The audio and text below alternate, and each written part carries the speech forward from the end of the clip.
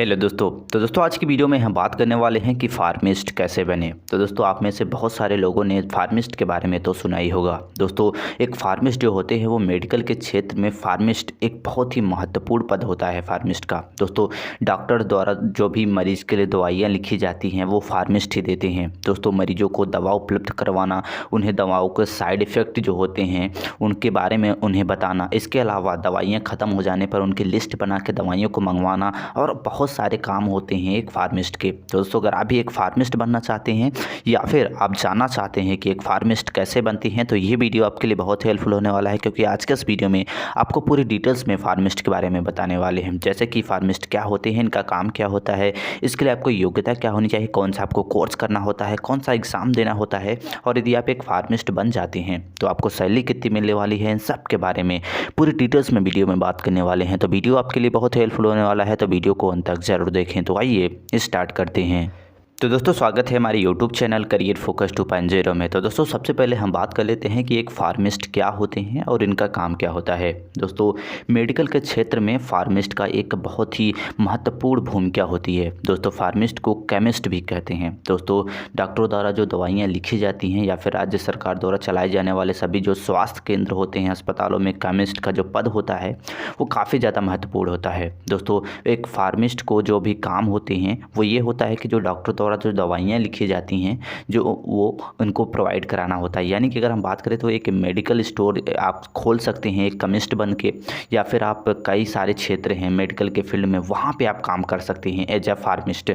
तो दोस्तों अगर आप भी आगे चल के एक मेडिकल स्टोर खोलना चाहते हैं या फिर आप एक फार्मिस्ट बनना चाहते हैं तो उसके लिए आपके पास योग्यता क्या होनी चाहिए, आइए सबसे पहले हम बात कर लेते हैं। दोस्तों अगर आप भी एक फार्मिस्ट बनना चाहते हैं तो सबसे पहले आपका 12th पास होना चाहिए। 12th आपका पीसीबी सब्जेक्ट से होना चाहिए, यानी कि फिजिक्स, केमिस्ट्री, बायोलॉजी सब्जेक्ट के साथ आपका 12th होना चाहिए। इसके साथ साथ आपके पास डी फार्मा या फिर आपके पास बी फार्मा कोर्स की डिग्री होनी चाहिए। दोस्तों इस कोर्स की डिग्री रहेगी तभी आप एक मेडिकल यानी कि आप एक फार्मिस्ट बन पाएंगे, केमिस्ट बन पाएंगे। इसके साथ साथ जो आपकी ग्रेजुएशन में यानी कि डिग्री होनी चाहिए, यानी कि जो आपका डी फार्मा या फिर बी फार्मा में आपको कम से कम 50 से 60% मार्क भी होना चाहिए, तभी आप एक फार्मिस्ट के लिए आवेदन कर पाएंगे और एक फार्मिस्ट बन पाएंगे। अब आइए पूरी डिटेल्स में बात कर लेते हैं, यानी कि यदि आप 12th से लेके आपको क्या क्या करना होता है एक फार्मिस्ट बनने तक।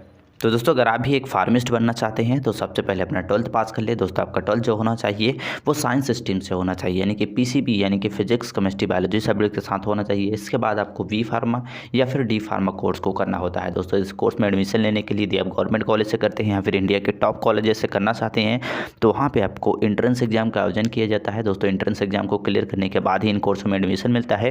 दोस्तों इंडिया में काफ़ी सारे प्राइवेट कॉलेजेस भी हैं जहाँ आपको डायरेक्ट बी फार्मा या फिर डी फार्मा में एडमिशन मिल जाता है, जहाँ से आप अपने बी फार्मा डी फार्मा में एडमिशन ले सकते हैं। दोस्तों अगर हम बात करें डी फार्मा तो ये 2 साल का कोर्स होता है, बी फार्मा की बात करें तो 3 साल का कोर्स होता है। तो 3 साल या फिर 2 साल आपको इसकी पढ़ाई करने के बाद आपको डी फार्मा या फिर बी फार्मा की डिग्री आपको दे दी जाती है।